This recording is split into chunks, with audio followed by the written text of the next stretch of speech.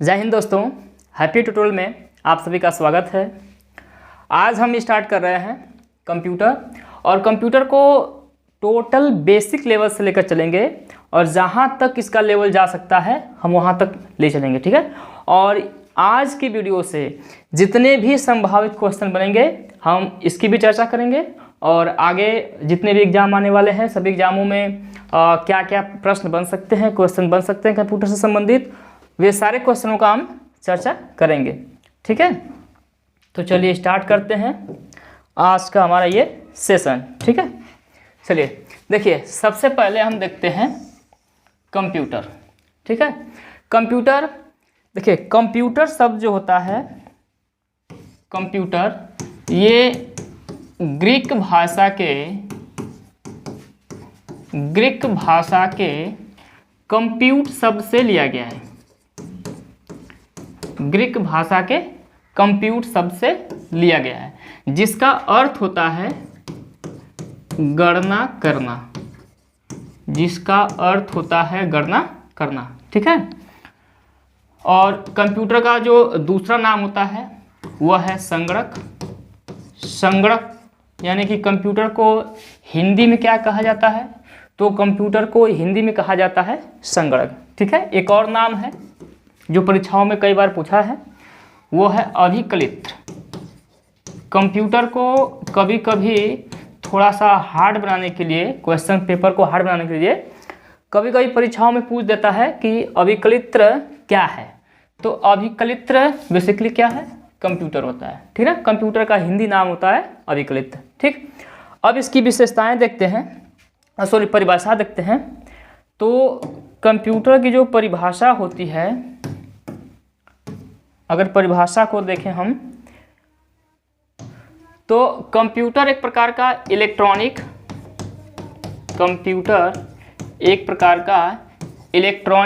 Machine है, ठीक है। हम लिख रहे हैं और साथ साथ बोल रहे हैं, ठीक है। हो सके तो आप लोग भी नोट करते जाइए, ठीक। कंप्यूटर क्या है, कंप्यूटर एक प्रकार का इलेक्ट्रॉनिक मशीन है, ठीक।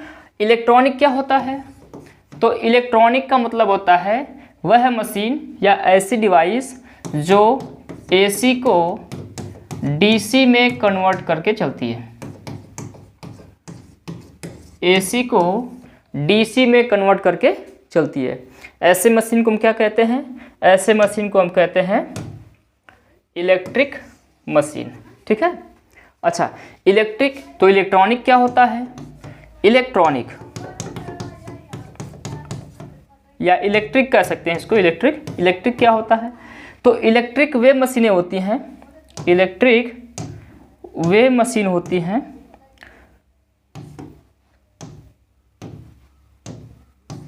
इलेक्ट्रिक वे मशीनें होती हैं जो डायरेक्ट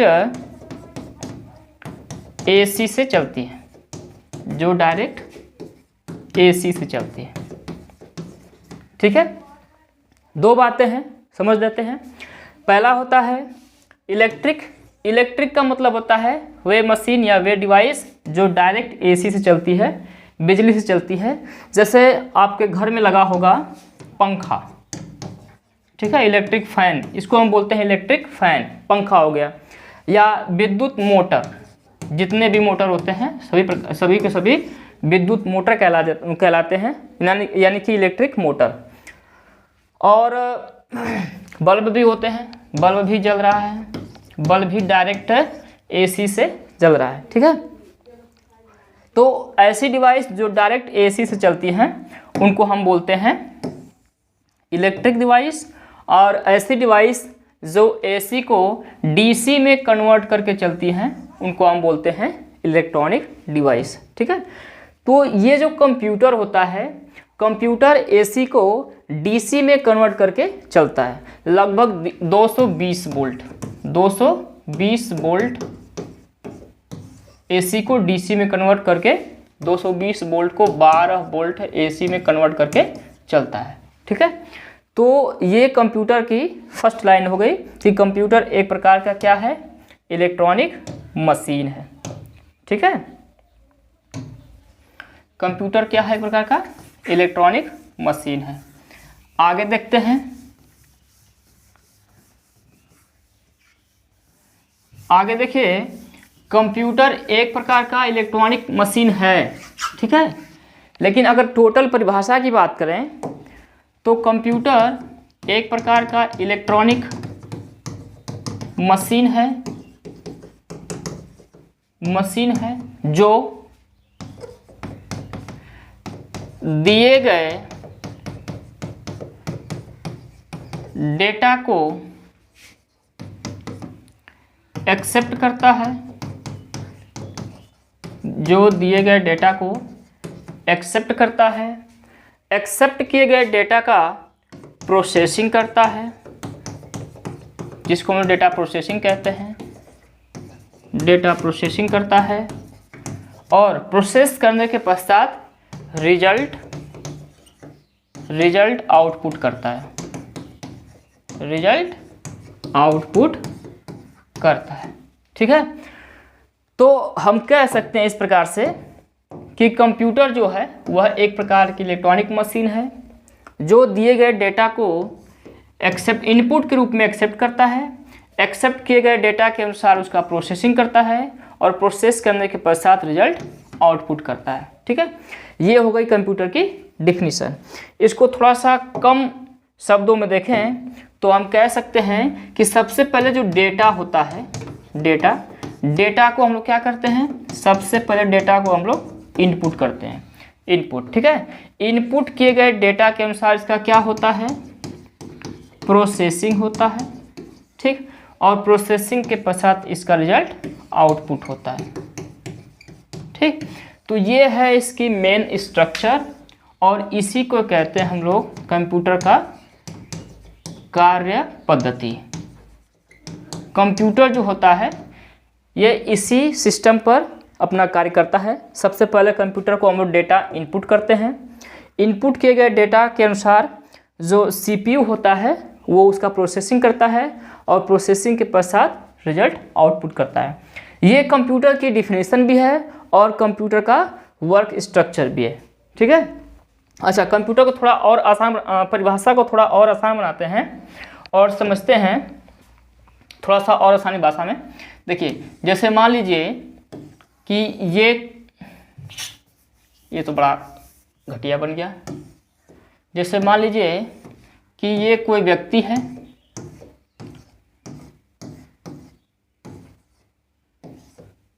ठीक है, और इसके कान हो गए बड़े बड़े और इसके बड़े बड़े बाल हो गए, ठीक है। जैसे मान लीजिए कोई व्यक्ति है, ठीक, कंप्यूटर की परिभाषा को समझ रहे हैं, ठीक है। जैसे हमने कोई बात इनसे कही, कोई प्रश्न हमने इनसे पूछा, ठीक है, जैसे कि कंप्यूटर क्या है, कंप्यूटर क्या है, यानी कि व्हाट इज कंप्यूटर, ठीक। तो मेरी जो बात है, मेरा जो प्रश्न है, इस व्यक्ति को किसके माध्यम से सुनाई देगा, तो वो सुनाई देगा कान से, ठीक है। तो कान क्या कहलाएगा, इनपुट, ठीक है। ये कान क्या हो गया, हमारा इनपुट डिवाइस हो गया, ठीक। अब ये क्वेश्चन जब इसको सुनाई दिया तो इस क्वेश्चन का आंसर वो कहाँ सर्च करेगा, तो वो करेगा अपने माइंड में, ठीक। प्रोसेस कहाँ करेगा, माइंड में। तो माइंड क्या कहलाएगा, प्रोसेसिंग डिवाइस। माइंड क्या कहलाएगा, प्रोसेसिंग डिवाइस, ठीक। और उसके पश्चात जब प्रोसेस हो जाएगा, यानी कि जब उसको रिजल्ट मिल जाएगा, तो वो किसके माध्यम से आउटपुट करेगा, वो करेगा मुंह के माध्यम से, ठीक है। तो मुंह क्या कहलाएगा, हमारा आउटपुट डिवाइस, आउटपुट डिवाइस कहलाएगा, ठीक है।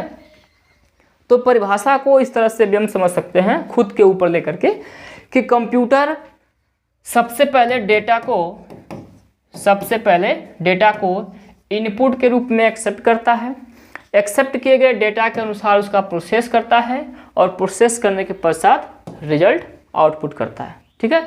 जैसे हम काम करते हैं, आप काम करते हैं, ठीक उसी प्रकार से कंप्यूटर भी कार्य करता है, ठीक है। और यही कंप्यूटर की परिभाषा भी है। चलिए आगे देखते हैं।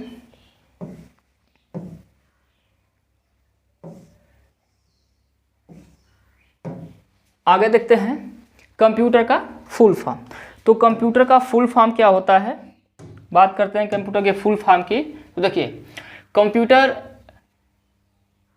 का जो फर्स्ट लेटर है सी फॉर होता है कॉमनली, ओ फॉर होता है ऑपरेटेड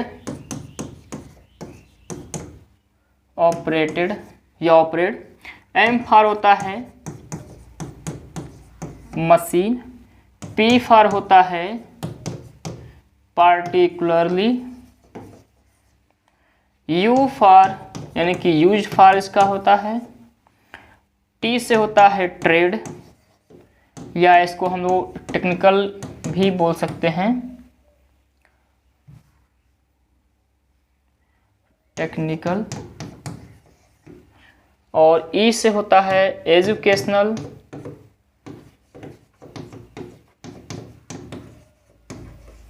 यानी कि शिक्षा के क्षेत्र में, और आर फॉर होता है रिसर्च। ठीक है, ये होती है इसकी फुल फॉर्म।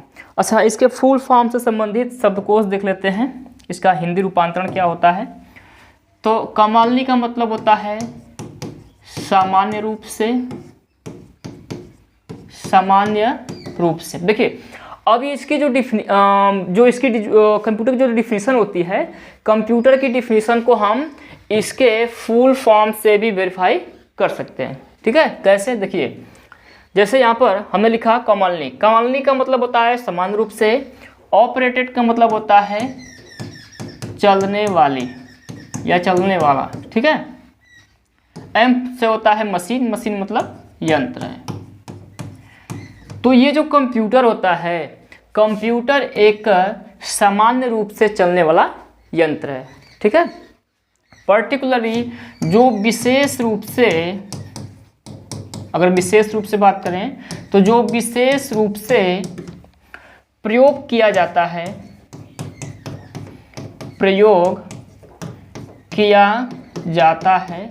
कहाँ प्रयोग होता है भाई, तो ट्रेड में, ट्रेड का मतलब होता है व्यवसाय में या टेक्निकल में,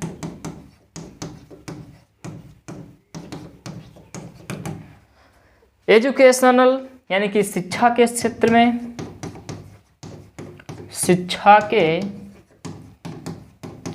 में, ठीक है, और रिसर्च मतलब शोध, जो तरह तरह के साइंस में शोध हो रहे हैं। ठीक है, शोध में या जो अनुसंधान हो रहे हैं, इसको दूसरे शब्दों में कह सकते हैं अनुसंधान।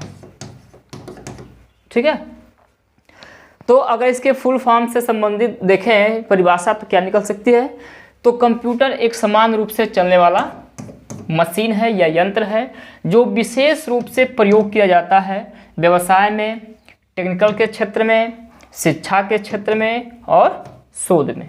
ठीक है, तो इस तरह से हम कह सकते हैं कि कंप्यूटर जो होता है वो समान रूप से चलने वाला एक मशीन है। ठीक है, अच्छा एक चीज़ और है, कंप्यूटर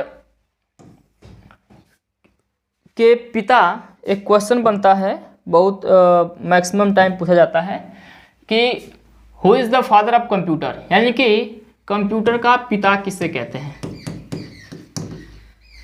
कंप्यूटर का पिता यानी कि फादर किसे कहते हैं। ठीक है, तो देखिए कंप्यूटर का जो फादर है वो कहा जाता है चार्ल्स बैबेज को। अब चार्ल्स बैबेज को कंप्यूटर का पिता क्यों कहा जाता है, इसके भी पीछे कुछ रीजन होगा, कुछ विशेष कार्य किए होंगे तभी कहा जाता होगा। ठीक है, तो चलिए समझ लेते हैं कि इनको ऐसा क्यों कहा जाता है। देखिए ये जो चार्ल्स बैबेज हैं, चार्ल्स बैबेज ने सबसे पहले 1822 ईस्वी में, ठीक है 1822 ईस्वी में इन्होंने एक मशीन बनाई जिसका नाम रखा गया डिफरेंस इंजन।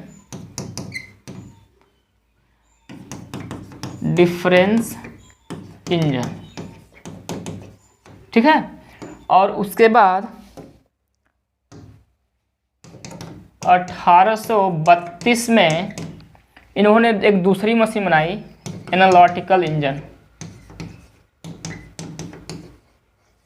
एनालिटिकल इंजन, ठीक।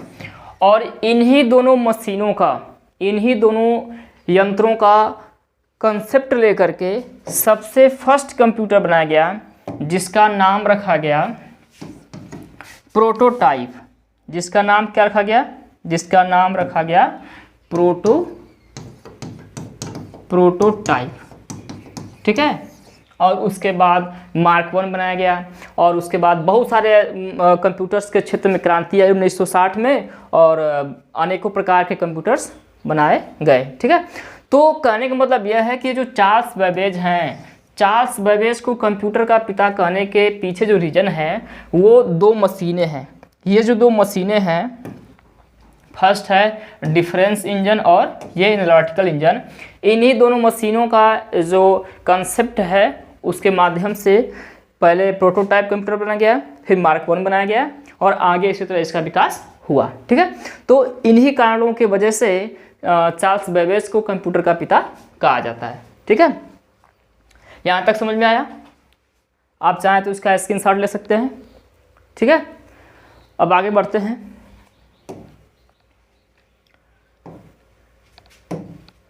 देखिए, यह है हमारा मॉनिटर। इसको समझिए, ये क्या है? ये है कीबोर्ड, ये है CPU, और ये हो गया हमारा माउस, ठीक है। इनको हम एक वायर से कनेक्ट कर देते हैं। हमने यहाँ से कनेक्ट कर दिया CPU से, और ये माउस कनेक्ट कर दिया, ठीक है। अब जरा समझते हैं, ये कंप्यूटर्स के अलग अलग पार्ट हैं। ये कंप्यूटर के अलग अलग क्या हैं? पार्ट्स हैं, ठीक है।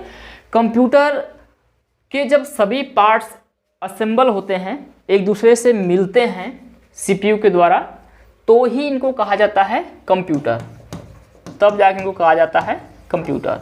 अन्यथा अगर इनके पार्ट्स को हम अलग अलग कर दें तो हम किसी एक पार्ट को कंप्यूटर नहीं कह सकते, ठीक है। जैसे आपके घर में अगर केवल कोई टीवी टाइप मॉनिटर रखा हुआ है तो आप उसको कंप्यूटर नहीं कह सकते, ठीक है। अगर आपके पास कीबोर्ड बस पड़ा हुआ है तो आप ये नहीं कह सकते कि मेरे घर में कंप्यूटर है या मेरे पास कंप्यूटर है।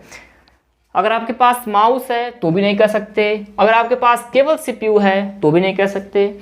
अगर इन सभी पार्ट्स को हम एक वायर के माध्यम से CPU से कनेक्ट कर दें, ठीक है, तब हम कह सकते हैं कि ये क्या है? ये एक प्रकार के कंप्यूटर हो गए, ठीक है। ये जो कीबोर्ड होता है, कीबोर्ड हमारा जो होता है वो इनपुट डिवाइस है। अब इनपुट डिवाइस क्यों है, इसके भी पीछे रीजन है। माउस को भी हम लोग बोलते हैं इनपुट डिवाइस, ठीक है।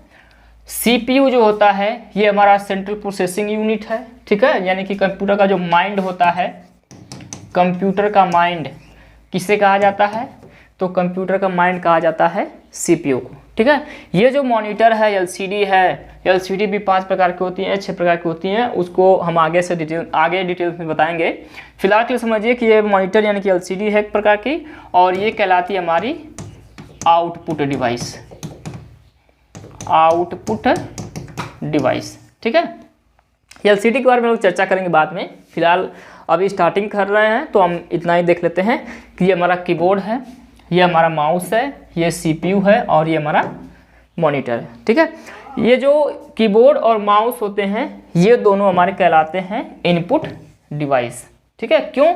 क्योंकि हम लोग कीबोर्ड और माउस के माध्यम से डाटा इनपुट करते हैं, ठीक है, इसलिए इसको कहते हैं हम लोग इनपुट डिवाइस। और ये हमारा सेंट्रल प्रोसेसिंग यूनिट है। CPU कई बार एग्जाम में पूछा गया है कि CPU का फुल फॉर्म क्या होता है, तो इसका फुल फॉर्म होता है सेंट्रल प्रोसेसिंग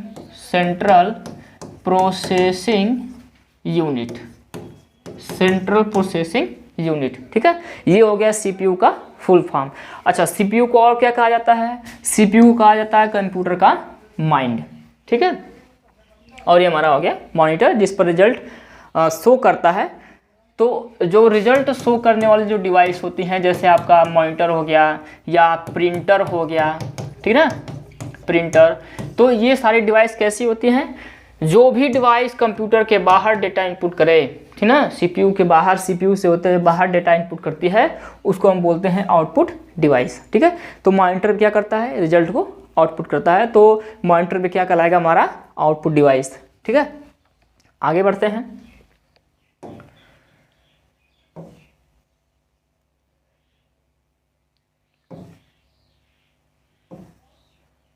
आगे देख लेते हैं हम कंप्यूटर की विशेषताएं। ठीक है, कंप्यूटर की विशेषताएं क्या होती हैं।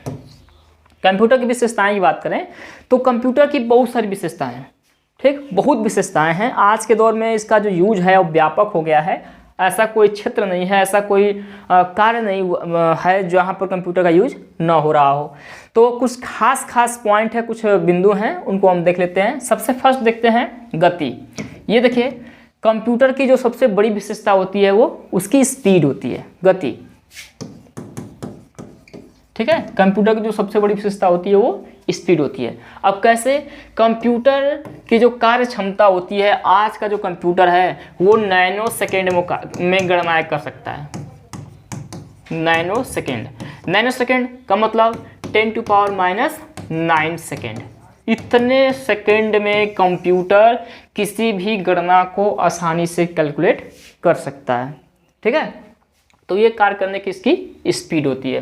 ठीक, इसकी जो स्पीड होती है वो स्पीड किस में मापी जाती है। क्वेश्चन पूछा जाता है कि कंप्यूटर की स्पीड किस में मापी जाती है, तो कंप्यूटर की स्पीड मापी जाती है MIPS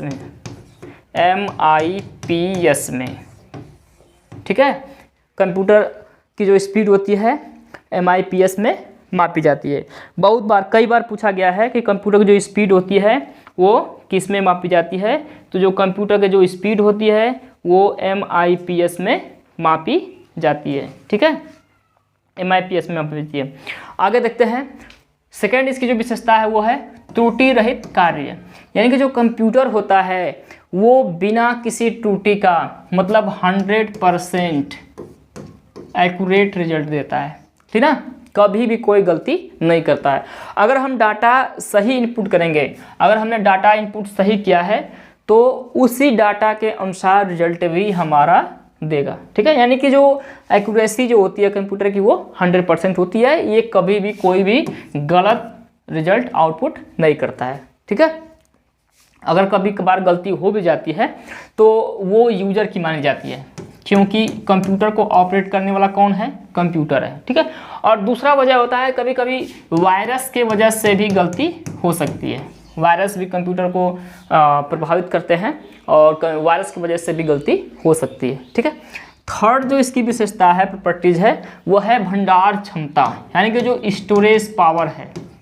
ठीक है, स्टोरेज कंप्यूटर्स में इंटरनल और एक्सटर्नल बहुत सारे ऐसे लगे हैं स्टोरेज, जिनमें हम अपार या अत्यधिक मात्रा में डेटा को स्टोर कर सकते हैं और स्टोर किए गए डेटा का हम बाद में यूज भी कर सकते हैं। वर्सटाइल होते हैं। ठीक है, यूज कर सकते हैं, आसानी से यूज कर सकते हैं। और इसके आगे जो अगली विशेषता है वह है विविधता।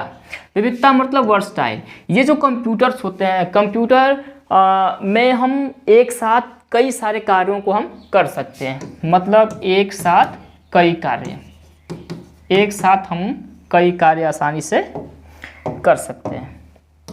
ठीक है, कंप्यूटर का ये वर्सटाइल होता है। आगे कहें तो आगे देखिए, कंप्यूटर जो होता है वो एकदम गोपनीय होता है। अगर हम अपनी फाइल्स को या फोल्डर को या कोई भी हमारा जो इम्पोर्टेंट डेटा है, अगर उसको हम चाहें कि स्वयं हम खुद देखें, इसके अलावा कोई और ना देखे, तो उसको हम पासवर्ड के माध्यम से प्रोटेक्ट कर सकते हैं, जो केवल हमें ही पता होना चाहिए। अगर आपने पासवर्ड सबको बता रखा है तो गोपनीयता आपकी भंग हो जाएगी, कोई मतलब नहीं रह जाएगा। तो पासवर्ड ध्यान रहे। कई सारे SSC के एग्जाम में कई बार पूछा गया है कि पासवर्ड हमें बताना चाहिए किसे, पासवर्ड हमें बताना चाहिए किसे बताना चाहिए, अपने वाइफ को या हस्बैंड को या बच्चों को या घर के किसी भी व्यक्ति को, तो या अगला ऑप्शन आता है इनमें से किसी को नहीं, तो इसका राइट आंसर होगा किसी को नहीं। किसी को नहीं, जो पासवर्ड हमने लगाया है, ठीक है, पासवर्ड हमें किसी को नहीं बताना चाहिए, ठीक है। अगला है विश्वसनीयता, ठीक है। ये जो कंप्यूटर होता है ये भरोसेमंद होता है, जो कंप्यूटर जो होता है वो भरोसे या भरोसा के लायक होता है, ठीक है। इस पर हम लोग भरोसा कर सकते हैं। क्यों? क्योंकि कंप्यूटर्स जो होता है कोई भी जो रिजल्ट है वो हमेशा सही सही देता है। रिजल्ट कैसा देता है? बिल्कुल सही देता है, ठीक है। यानी कि इस पर हम भरोसा कर सकते हैं। इसमें जो त्रुटि जो होती है, जो त्रुटि होती है वो बिल्कुल नगण्य होती है या ना के बराबर होती है, ठीक है। तो कंप्यूटर जो होता है एक प्रकार का विश्वसनीय होता है, ठीक है। अगला होता है स्फूर्ति। स्फूर्ति मतलब कंप्यूटर जो होता है उसको हम अगर एक कार्य दे दें, ठीक है, या कई सारे कार्य दे दें तो वो बिना रुके बिना थके आराम से उस काम को करता जाएगा, ठीक है। अगर इंसान को कोई काम कर दिया जाए कि लीजिए भाई थोड़ा सा ये घंटे 2 घंटे कार्य है कर दीजिए, तो उतने में वो व्यक्ति थक जाता है, ठीक है। लेकिन जो कंप्यूटर्स होता है, कंप्यूटर्स लगातार कार्य कर सकता है, यानी कि इसमें क्या होती है? स्फूर्ति होती है, ठीक है, और जल्दी भी कर देता है, तुरंत करता है, क्योंकि इसकी जो स्पीड है वो नैनो सेकेंड में मापी जाती है। अगली जो विशेषता है इसकी, ये क्विक डिसीजन लेता है, मतलब निर्णय जल्दी देता है। क्यों? क्योंकि ये इसी के लिए तो बनाया गया है। कंप्यूटर्स जो होता है वो क्विक डिसीजन देता है। क्यों? क्योंकि ये इसी के लिए बनाया गया भाई। इसकी जो स्पीड होती है वो नैनो सेकेंड में मापी जाती है, और जो भी कैलकुलेशन है या जो भी डिसीजन है वो परिस्थिति के अनुसार ये उसको अपने आप जल्दी से ही बता देता है, ठीक है। अगली विशेषता है इसकी पुनरावृत्ति। पुनरावृत्ति मतलब किसी भी कार्य को वो बार बार कर सकता है। अगर हम आपको कहें कि लीजिए एक कार्य है इसको 10 बार करना है, ठीक है, एक ही काम को 10 बार करना है, तो आप उस काम को करते करते बोर हो जाएंगे। लेकिन जो कंप्यूटर होता है, उस कंप्यूटर कहा जाए तो वो एक ही काम को 1 नहीं 2 नहीं बल्कि हज़ारों लाखों करोड़ों बार कर सकता है, और ये कभी नहीं कर सकता कि ना हम नहीं करेंगे। भाई वो करता जाएगा, उसको जितना कहा जाएगा वो उतनी बार करेगा, ठीक है। ये भी इसकी विशेषता है। अगला है स्वचालित। स्वचालित मतलब ऑटोमेटिक होता है।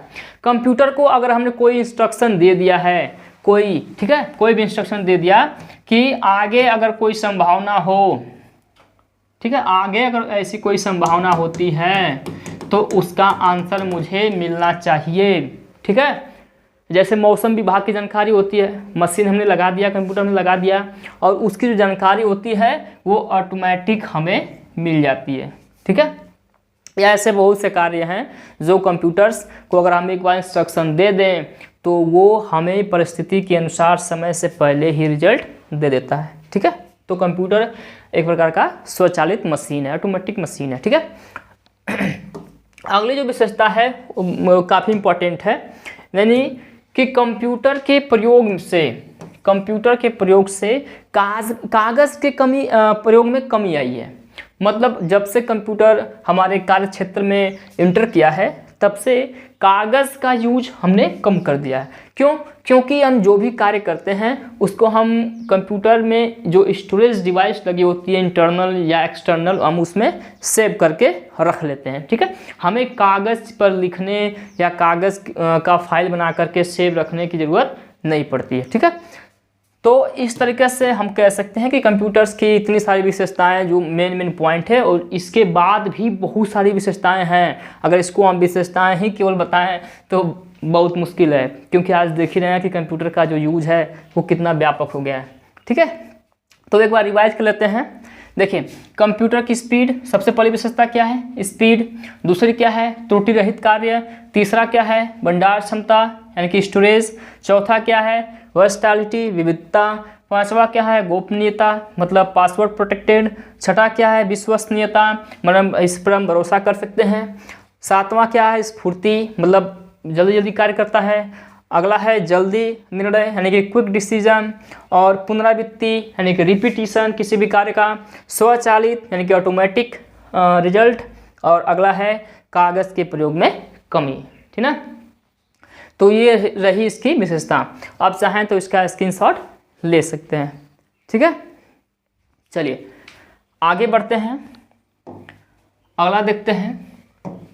देखिए भाई, कंप्यूटर की अगर विशेषताएं हैं, ठीक है, मान एक और विशेषता कही जाती है कि और बात कही जाती है कि अगर कोई भी वस्तु या कोई भी सामान या कोई भी चीज़ अगर इंसान ने बनाई है तो अगर उसका यूज है, ठीक है, तो उसका मिसयूज भी है, और उसकी अगर कुछ विशेषताएं हैं तो उसकी सीमाएं भी होती हैं, कमियां भी होती हैं, ठीक है। अब कमियां कैसे होती हैं, देखिए कमियां देखिए, सबसे पहली जो कमी है वो होती है बुद्धिहीनता की, ठीक है। यानी कि जो कंप्यूटर होता है, कंप्यूटर की जो IQ मापी जाती है वो होती है 0, ठीक। CCC में कई बार एग्जाम में पूछा गया है कि कंप्यूटर का जो IQ होता है, बुद्धि लब्धि क्षमता जो होती है वो कितनी होती है, तो इसका सही आंसर है 0, ठीक है।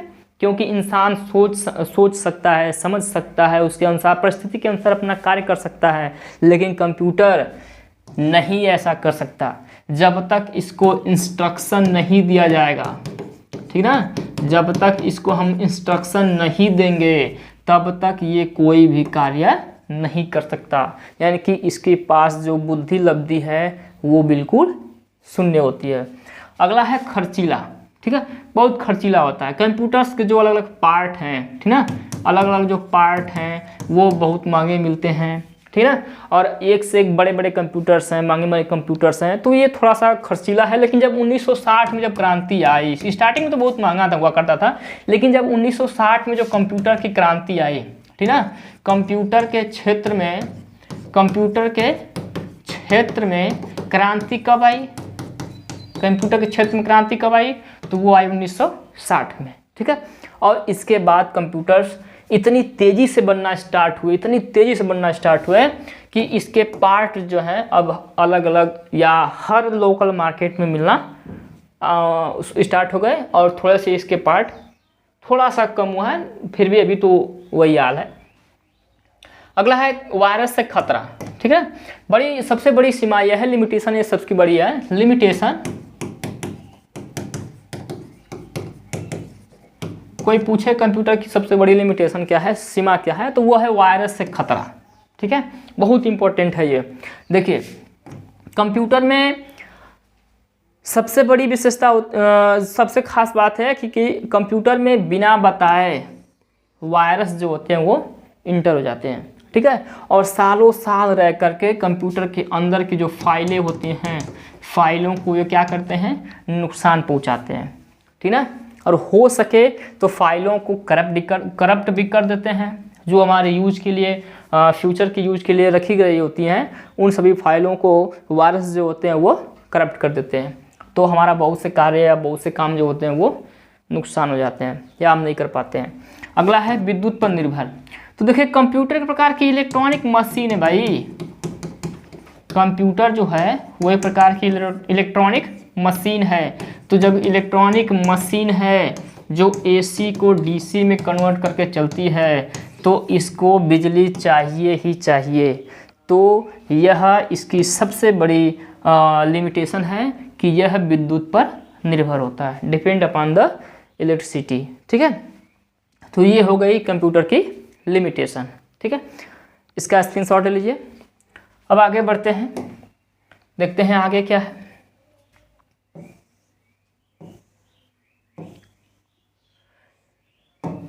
आगे चलते हैं हम, और आगे हम देखते हैं पार्ट ऑफ या टाइप ऑफ कंप्यूटर्स।